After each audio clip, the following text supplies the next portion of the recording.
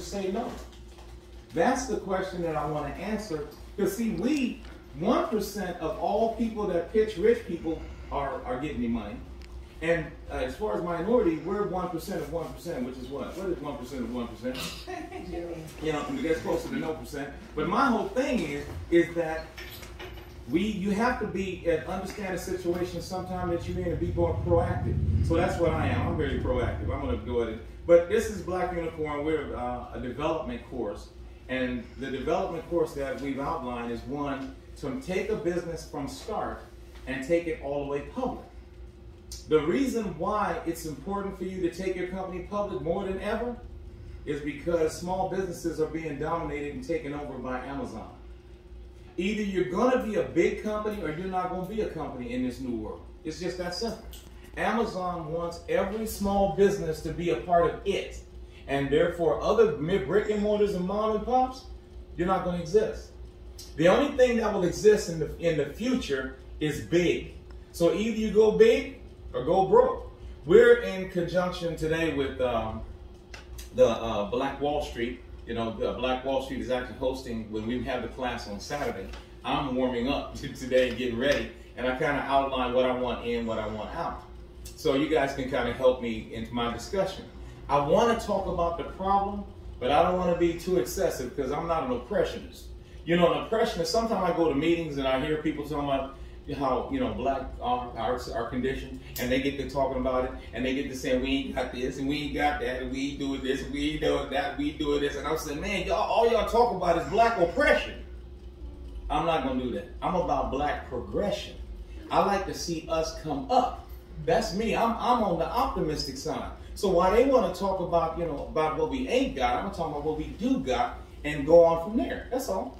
So, but like the point I'm trying to make is the reason why you need to go public has got to be strong. It's got to be so strong that when you decide to pay for it, you go, it's worth it. And the reason why I say it's worth it, I have classes, and I teach in my class, that's the one that's going to be on Saturday, is I tell people, why should you go public? Because of generational wealth. We don't have any inheritance to pass on to the children, and then we're, you know, stuck with a house to just pass along. It sounds good, but actually not very many African-American families or black families have anything left over to give to their children. Generational wealth means that your lifetime, your children and your children's children will be able to have wealth, but you have to have something that creates enough wealth. Going public is the wealth generator. It's a generator. It's a generational wealth move. It will make so much money by you going public that 4 or 5 generations of your descendants will not have to work. All you have to do is go public. I had someone in my class ask me the question, Stuart, why should I go public? I said, for your great-great-grandchildren's sake. Do it for them. I don't care if you don't do it for them. Because one day if you take a company public, your great-grandchildren will say, my great-grandmama, the reason why we got all this nice stuff and these nice homes and all that is because my great-grandmama, my great-grandfather took us public. And we got rich off of that. So if you need a strong reason to go public, do it for the kids, for your great-grandkids. Do it for them. I don't know what you do about you. Do it for them. My whole thing is, my job is to take you from startup to the stock market. That's it. What I want to do is tell you how I'm going to get you there. And then at the same time, you know, I got to, you know, because anytime somebody's going to take you on a trip, you know, somebody's going to go, well, where are we going? You know, where are we going? But when you take a person on a trip, you have to tell them what the destination is, don't you? But you tell them the destination before you even leave. Then the second question, well, how long is it going to take us to get there? I got to answer that too. So I don't want you to just go on this journey and say, well, how long is it going to take? Well, the first part of the journey shouldn't take you but 3 weeks. Is that too long? No. Yeah, the first part will take you about 3 weeks. Now, that part is what I call the get legit phase. You know, you got to get legit. Like Hammer used to say, you're too legit to quit. Yeah, we got to turn around and get you first legit. A lot of black businesses are not set up legitimately. They don't even know, most of them don't even know they're criminals. You know, and they don't even have any idea. Because when you sell a piece of your company to somebody else, you didn't know that you had to register first? You can't just tell people you want to invest in my company. Okay, well, if they invest, now a loan is different. If I give you a loan, I don't have to register. That's just a loan. We don't have to do all that. But if I tell you that you can get a piece of equity, some stock, I got to go and register with the SEC, the Securities and Exchange Commission. The Securities and Exchange Commission are the stock police. They're the feds. That's the other feds. You got the FBI and the SEC, and and they run hand in hand. Sometimes they turn you over. They turn you over. The SEC turn you over to the FBI, and the FBI can turn you over to the SEC. They work together like this. But my point is, if you're not structured properly, you could be committing a crime and not even know it. My job, just like what just happened to Kim Kardashian. They could have convicted Kim Kardashian, to be honest. Because anytime that you break federal law, what made the federal law? I mean, I'm kind of deviating this a little bit, you guys. Watch this. Kim Kardashian is a veteran at promoting people's products. She's no rookie. She's promoted a lot of people's products. But what did she do wrong that they fined her $1 million and some dollars?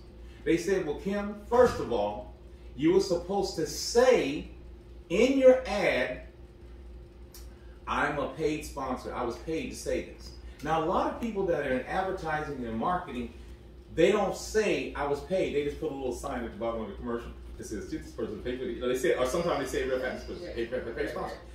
But whoever did her ad for her didn't put that in the ad.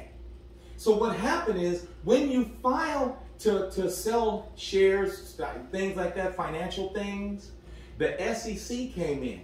And when the people that sold the cryptocurrencies and things, they filed a form called a Form D. The Form D, you guys are going to learn all this stuff. Don't worry, you're going to learn all this. When they filed the Form D, it said Kim Kardashian is a promoter. It says it in paper. Did you have a promoter when you were selling this stuff? They wrote Kim Kardashian name down. Well, the feds are a little bit behind the scenes sneaky. They knew, they went over and looked at Kim Kardashian's her commercial, and she never said, and it was nothing written at the bottom or a little voice going, Kim Kardashian was paid. They didn't say that, right? So Kim figured, I've done this plenty of times. She didn't know that whoever it was supposed to put that little message down there. And they didn't. So therefore, first violation she did. Second violation, nobody could see her handlers. They fired. I'm telling y'all, they fired. The handlers were supposed to, you guys may not know this, you've heard of the Federal Trade Commission, the FTC? Yeah. The FTC says anybody, I don't care who you are, anybody that promotes anybody's product, you have to report it to the Federal Trade Commission and say that I was paid. They looked up Kim's commercial, they looked at the Federal Trade Commission website, they don't violate, she didn't tell us. Now the feds, the SEC said in their paperwork, Kim was a promoter.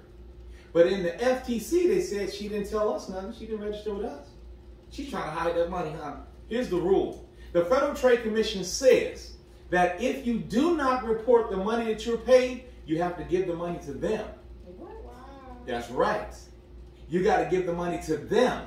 And when you give the money to them, they can tell, they can sanction you, like you can't do more commercials, all this type of stuff. But under the Federal Trade Commission website, if somebody pays you to promote their product, you have to report it. Now, sometimes you figure, well, she's been doing this all the time, she should have known that. Yeah, but sometimes when you're a celebrity, you get kind of lazy. And you figure, Flame's supposed to do it. Flame's supposed to do it. And what happened? Nobody reported it to the Federal Trade Commission. Violation 1. She didn't say it in her commercial because she's expecting somebody to put a little script at the bottom of the commercial saying she was a paid sponsor. Violation 2. The SEC came in and said, 1, you can no longer promote any type of security or product that has to deal with investments for the next 3 years. We're going to fine you $1.2 million. Yes, sir. Why didn't the company that she was actually promoting for get fined? Huh? Well, they were just talking about just them. And they did everything right. They filed their paperwork and all that. So that was up to her. I'm sorry. Yes, right, exactly. I can see your point. Go ahead, Mike. So what you're saying basically is that they put all of the responsibility on her, even though she was actually getting paid by the company to actually promote. It became her problem. Yeah. And who would you sue?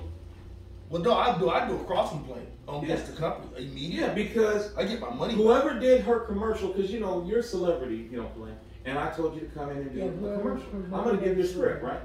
And so you just read from the script and then said, okay, I'm out. So whoever was supposed to say I was paid, who was supposed to say I was paid to do this? The commercial that's doing it is supposed to put it at the bottom, or somebody's supposed to say it. Nobody said it. So she got the heat for somebody else's mistake. Yes. Because I feel like that the company that was promoting should have made sure that was at the bottom. Yes. She had to make sure that was at the bottom. Right. You just came in to do I just came in to do my she came in to do I gotta make sure that's across the bottom. And she gotta actually monitor this. Exactly. So that's why I would sue them, because they were supposed to look Oh out. no, I already have my case on them. Yeah.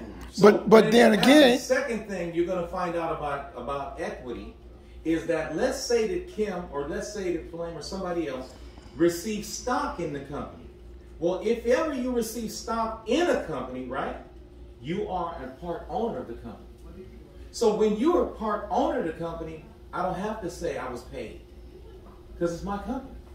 See, if you're not a part of the company, you're a promoter. Yeah. But if you're part of the company, you ain't no promoter. I'm just talking about my company. And see, I can talk about my company all day long, and I ain't got to tell you about nothing. All I got to say is I like it so much I invested in it. Mm-hmm. So you're going to find that statement that I just said, I like it so much that I invested in it, that's how we raise money for the guys that are in the program. That's what we use. But I'll get to that in a minute. But I want you to know, before you even start in anything, you got to know the end game. So you see the start game is where you came in. The end game is where you're going to end up. So we're not going, well, where am I going to go with this? The reason why I'm taking to the stock market is, one, generational wealth. I need to make sure that when we get to where we're going to get, you got enough money at that point to say, I don't even have to work again for the rest of my life. See, when you get a couple of $100 million or 50 million or whatever, you don't have to work the rest of your life. What for? For money. You might work, but not for more money. I got enough money now. I bought all the houses I want, all the cars I want. I got all the toys I want. So if I work, it's because I want to. I don't like sitting around being a couch potato. You know, and so that's why a lot of rich people, they stay busy. I'm busy. I'm still working. But you ain't got to work. You got rich. I still like working. So you have to understand, one thing that you're doing when you go to the stock market, you're going to be retired from working. Two, you're going to have enough in the stock market that your great-great-grandchildren are going to feel you. See? Now, I was saying this to say, if you need a strong reason, I'm trying to give you a strong enough reason. Because no matter what you take your money and put it into, it ain't going to be bigger than what I just talked about. It ain't going to be that big. Because I hear a lot of people talking about building wealth, but not enough to say, when you get finished with this, we're going to retire you. So you're not just building a company, go to the stock market. This is your retirement plan. When you get there, we can have a party. You're retired. It's done. It's over. Now the company is going to be able to function on its own, and that's one of the parts that you're going to learn, how to get a company to be a company. And that's how to function on its own. If a business cannot function without you, that's a job. I got a lot of people that pretend that they have a business. I said, well, if you got a business, does it work when you're not working? Because if the business ain't making no money, if you're not there, that's a job disguised as a business. Like I had a guy say, man, look, I'm about to go to France tonight. We about to jump on the plane and go to France. Why, Stuart? Because I want to eat French fries in France. You know, because I want to be fly like that. But the thing is, I can't go. Why? Because who's going to open up the door of the shop? Who's going to do the cash register? Who's going to write up all the... You don't really... I thought you said you had a business. I do. But I got to be there to open the door, you know, close the door, put the locks on, turn it. I said, no, man. What you got is a job disguised as a business. So you have to know a business really is something that you stay at home, sleep, it's still going to make money. Now you got a business. And if you're not working for that end, and I don't know what end, you just... A lot of minorities, because we have such a high rate of unemployment, we had to create our own business/job. Yeah. You know, and so that's the reason why I mentioned that. But let's get on with it. Mark, where's my mouse? You see how I asked Mark, where's my mouse? Yeah, like my assistant. As soon as I find the mouse, anybody see the mouse on the page?